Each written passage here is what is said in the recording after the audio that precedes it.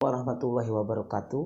Pada pertemuan kelima bab keempat ini, kita akan membahas mengenai nilai dan norma konstitusional Undang-Undang Dasar Negara Republik Indonesia tahun 1945 dan ketentuan perundang-undangan di bawah Undang-Undang Dasar.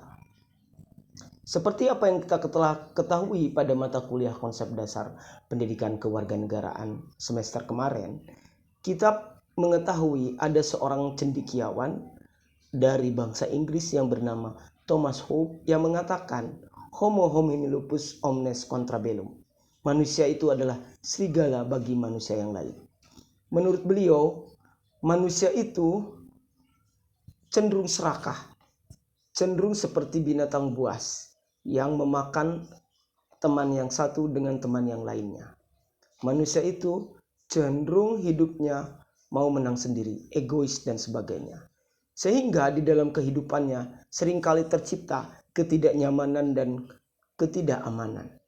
Nah, untuk itu mereka kemudian saling memperjanjikan diri untuk hidup bersama yang bertujuan untuk saling melindungi dan bersatu dalam kehidupan bersama, yang kita namakan sebagai Pactum Unionis.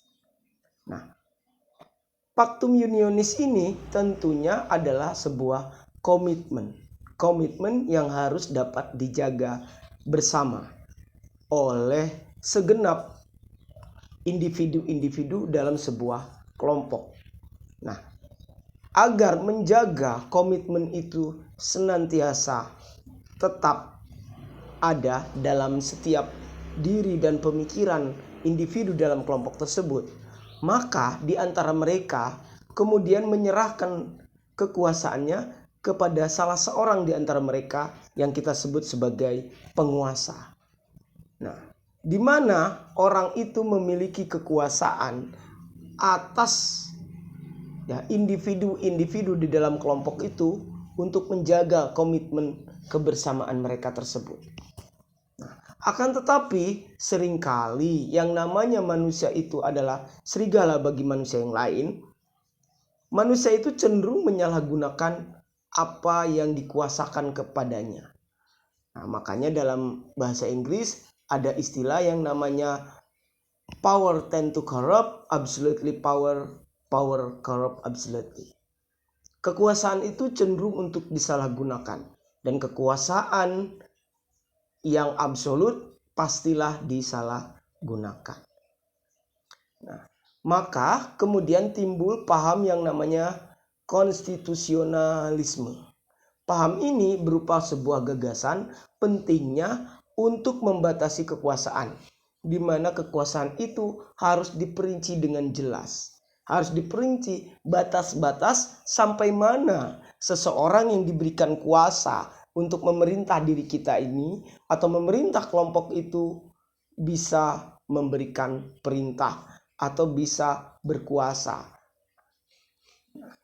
Maka timbullah apa yang dinamakan konstitusi sebagai sebuah aturan dasar mengenai penyelenggaraan negara, di mana di sini yang dimaksud negara adalah sebuah organisasi untuk menciptakan sebuah kekuasaan atau organisasi atas dasar kekuasaan. Kekuasaan apa yang dimaksud? Yaitu kekuasaan dalam segala hal, dalam peri kehidupan manusia. Nah, dengan demikian kita bisa tahu bahwa yang namanya konstitusi itu terbagi dalam dua pengertian, dalam arti sempit dan dalam arti luas. Kalau dalam arti sempit, dia adalah suatu dokumen atau seperangkat dokumen yang berisi aturan-aturan dasar untuk menyelenggarakan negara.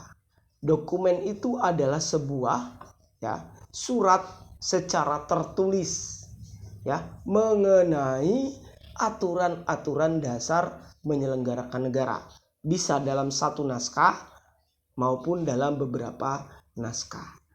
Nah, kemudian dalam arti luas dapat dikatakan sebagai peraturan baik tertulis maupun tidak tertulis yang menentukan bagaimana lembaga negara dibentuk dan dijalankan.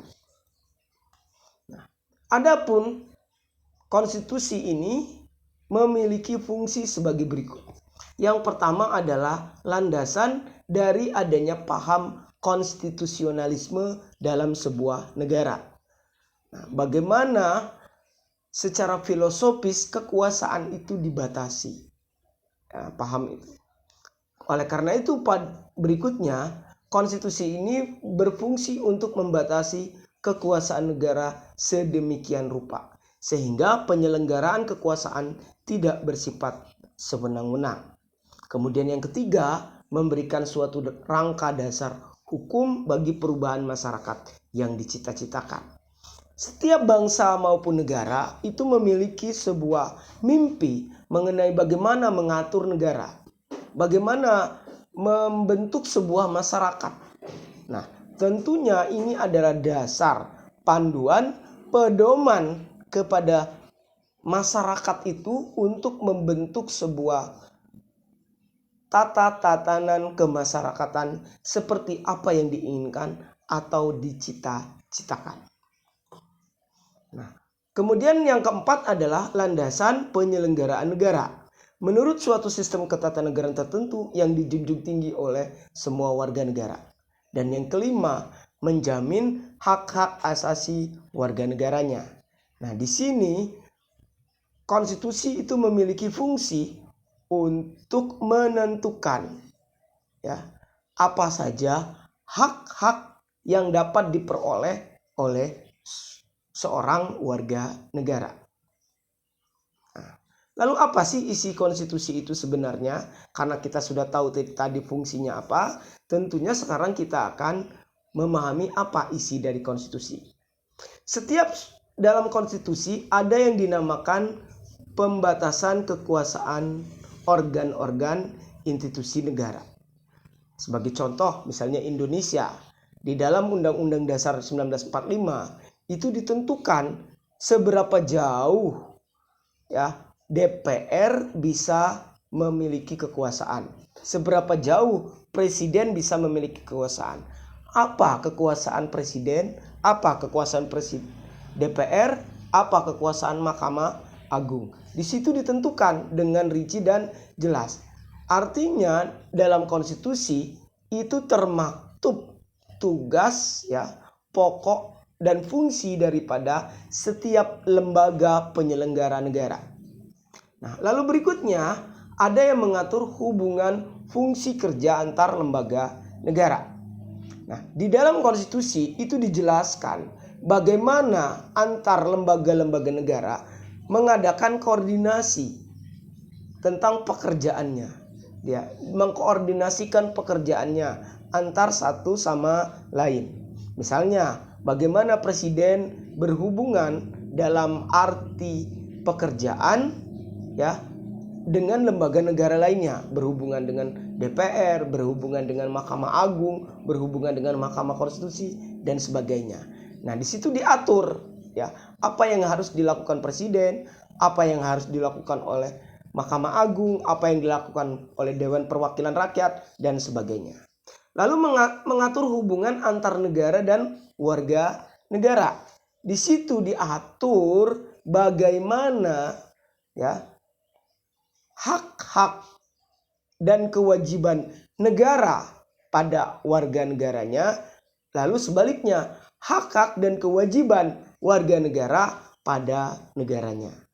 Nah, lalu di situ juga diatur tentang kesepakatan tentang cita-cita tujuan berbangsa dan bernegara. Setiap konstitusi itu mengatur ya bagaimana negara ditujukan ke arah mana, bagaimana kita membangun negara. Nah, di situ diatur. Nah, seperti di dalam Undang-Undang Dasar 1945 pada alinea keempat pembukaannya, di situ diatur bahwa negara Indonesia disusun berdasarkan kepada ada 5 ya, ketuhanan yang Maha Esa, kemanusiaan yang adil dan beradab, persatuan Indonesia, kerakyatan yang dipimpin oleh hikmat kebijaksanaan dalam pemusatan perwakilan, dan keadilan sosial bagi seluruh rakyat Indonesia. Nah, itu adalah ya kesepakatan tentang cita-cita dan tujuan berbangsa dan bernegara kita. Lalu berikutnya adalah kesepakatan tentang aturan main, rule of law sebagai landasan penyelenggaraan negara. Di sini diatur pula tentang tata cara kehidupan politik dan demokrasi di dalam sebuah negara. Bagaimana negara itu bisa diatur, dijalankan, lalu bagaimana kita bisa berinteraksi antar sesama warga negara. Nah, di sini diatur ya kesepakatannya. Lalu berikutnya adalah kesepakatan tentang bentuk institusi dan prosedur ketatanegaraan. Nah, jadi bagaimana sebuah institusi itu dijalankan di dalam sebuah negara dan bagaimana prosedur menjalankannya. Berikutnya, kita sudah tahu apa itu konstitusi, kita sudah tahu apa itu makna dari konstitusionalisme.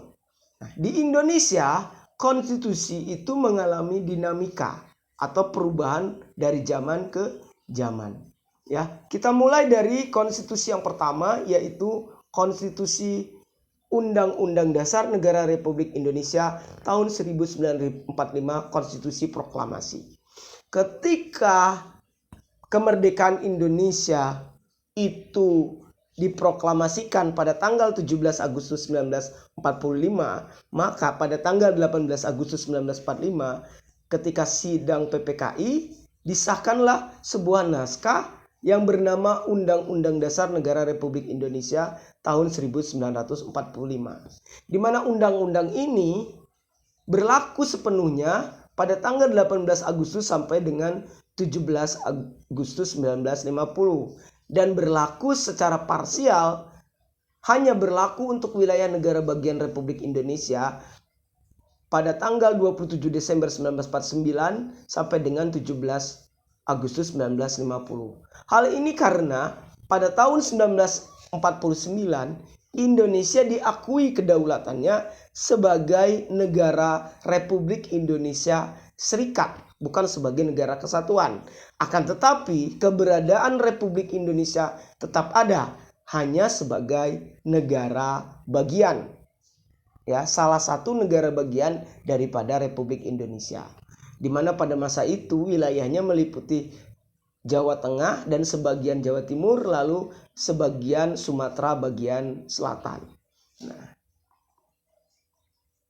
lalu berikutnya adalah Konstitusi Republik Indonesia Serikat yang berlaku di seluruh wilayah Republik Indonesia pada saat itu, ya, yaitu dari Sabang sampai ke Pulau Rote, karena pada waktu itu Irian Barat belum masuk ya ke dalam Republik Indonesia. Nah, ini berlaku pada tanggal 27 Desember 1949 sampai dengan 17 Agustus 1950. Nah, berikutnya adalah Undang-Undang Federal Nomor 7 tahun 1950. Nah, atau yang kita kenal sebagai Undang-Undang Dasar Sementara tahun 1950. Nah, umur Republik Indonesia Serikat ternyata itu hanya 1 tahun. Negara-negara bagian di dalam wilayah Republik Indonesia Serikat itu merasa tidak ingin menjadi negara serikat, akan tetapi ingin menjadi negara kesatuan.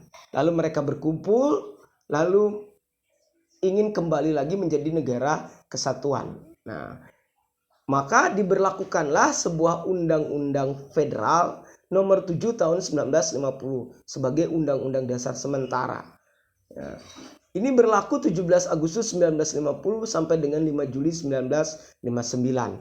Nah, masa ini dikenal dengan masa demokrasi liberal, di mana Indonesia itu menggunakan sistem pemerintahan parlementer.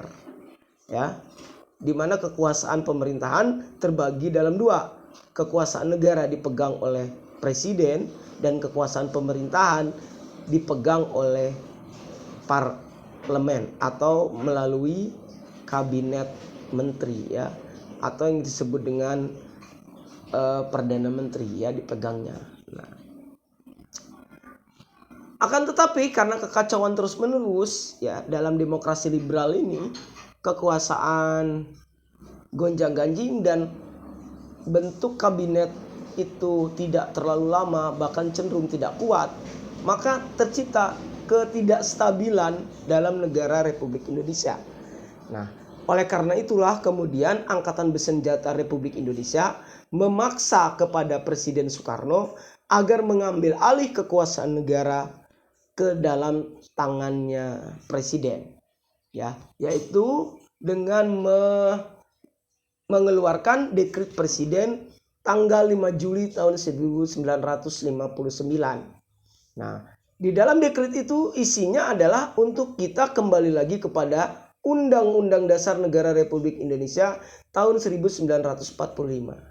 Nah, dan pada masa itu maka kembalilah kekuasaan negara tertinggi itu berada di tangan presiden, ya, kekuasaan pemerintahan itu berada di tangan presiden, tidak berada di tangan perdana menteri, ya, selaku kepala kabinet.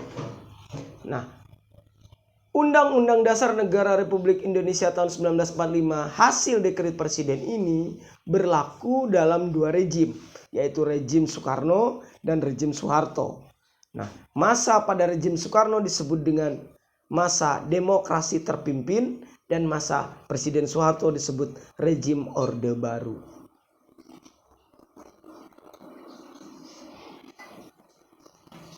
Nah, berikutnya pada masa reformasi, rejim Soeharto digulingkan dan inginlah kita mengubah undang-undang dasar kita dengan sedemikian rupa.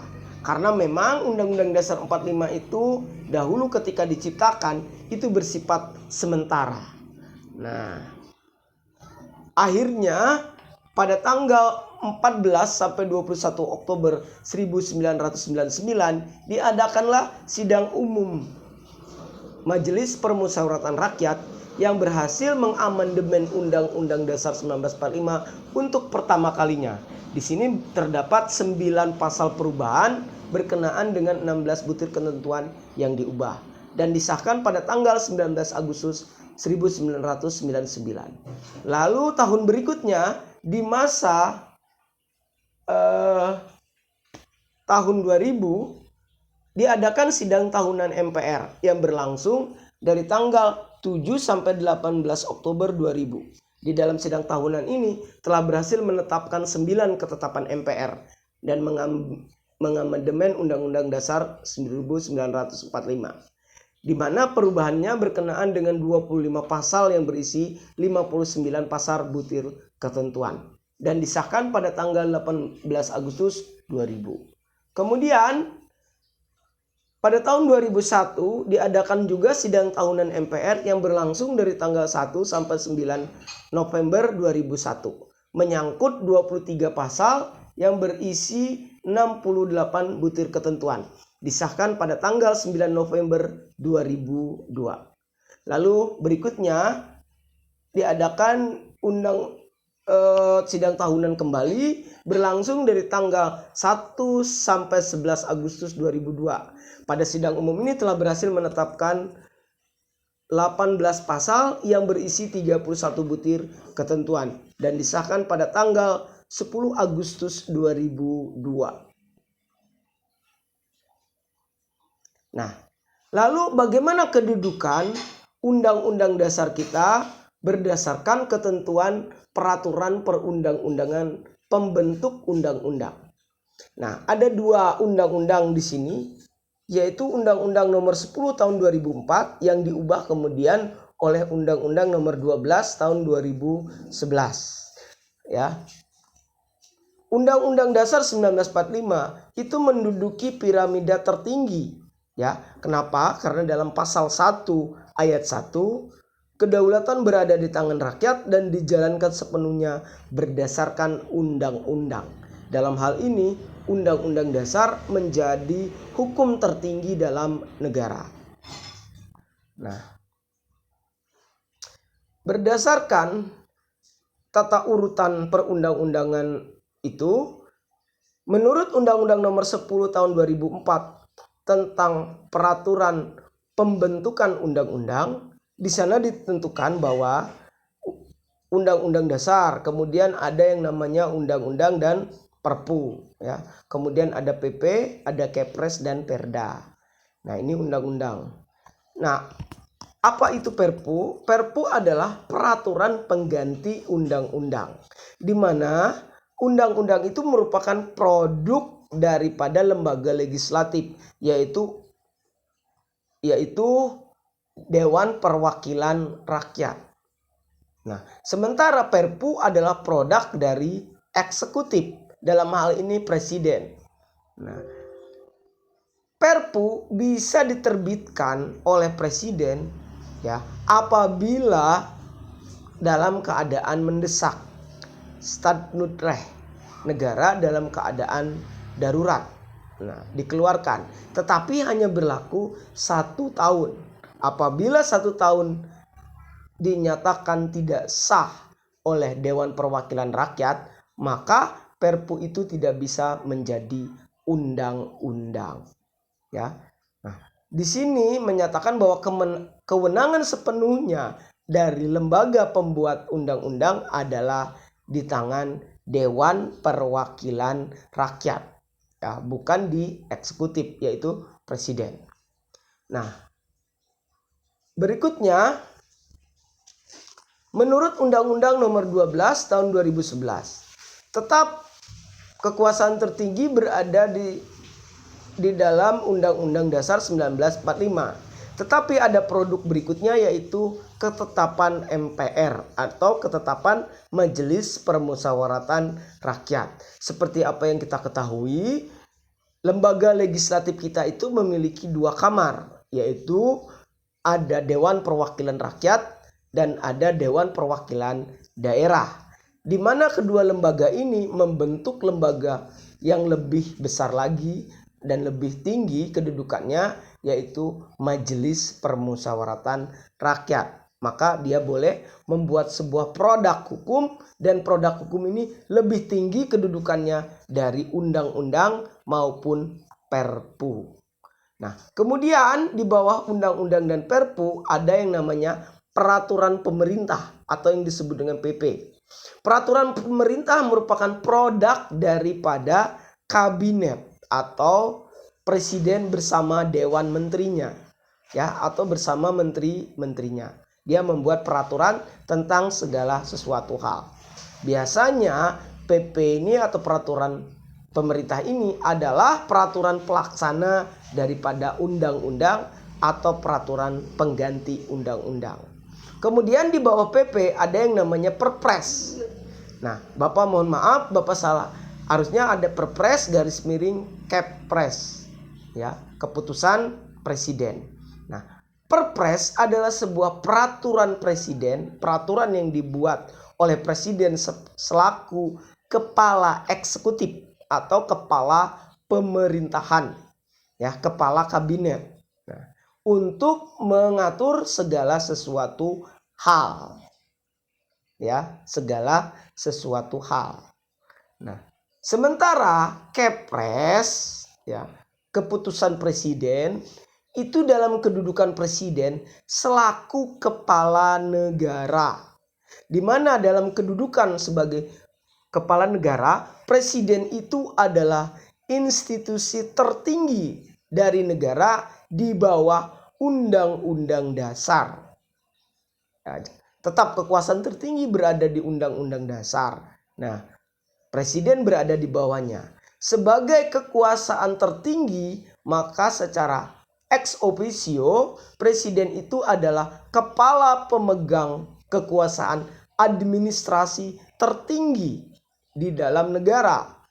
Nah, oleh karena itu, segala macam keputusan negara itu harus berada di tangan presiden selaku kepala negara. Nah, maka ada yang namanya produk hukum yang namanya Kepres, keputusan presiden. Jadi siapapun di negara ini kalau diangkat dalam posisi tertentu, maka dia harus mendapatkan keputusan presiden. Ya, walaupun misalnya kedudukan presiden dengan lembaga negara yang lain itu sederajat dalam kapasitas sebagai kepala pemerintahan. Contoh misalnya, presiden itu sederajat dengan ketua Mahkamah Agung. Tetapi ketika ketua Mahkamah Agung itu mengucapkan sumpah dan diangkat jabatannya itu harus melalui surat keputusan presiden. Nah, itu yang disebut dengan Kepres ya. Keputusan peraturan presiden dalam kedudukannya presiden sebagai kepala negara. Nah, kemudian ada lagi peraturan daerah provinsi, kemudian ada peraturan daerah kabupaten dan kota. Nah, hampir sama di provinsi juga ada yang namanya peraturan daerah. Nah, Perda ini dibuat oleh Dewan Perwakilan Rakyat Daerah.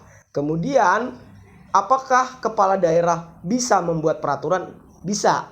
Sebagai kepala eksekutif pemerintahan daerah, gubernur sebagai kepala daerah itu boleh mengeluarkan sebuah peraturan, dan dia juga kalau mengangkat ya pejabat pegawai tingkat daerah, maka gubernur boleh mengeluarkan sebuah surat keputusan sebagai kepala daerah ya. Nah, itu seperti itu. Kemudian Perda kabupaten juga seperti itu dan seterusnya. Nah, di sini dalam gambar ini terlihat mengenai bagaimana proses perubahan Undang-Undang Negara RI tahun 1945. Silahkan kalian baca sendiri slide-nya ya. Bapak tidak akan membahas lagi karena tadi sudah Bapak bahas pada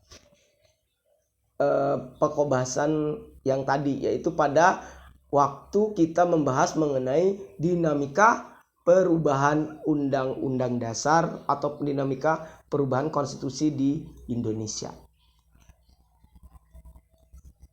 Terima kasih, sampai sini dulu untuk materi hari ini. Karena materi ini sedikit sekali karena sebagian besar sudah Bapak sampaikan dalam mata kuliah konsep dasar pendidikan kewarganegaraan di SD.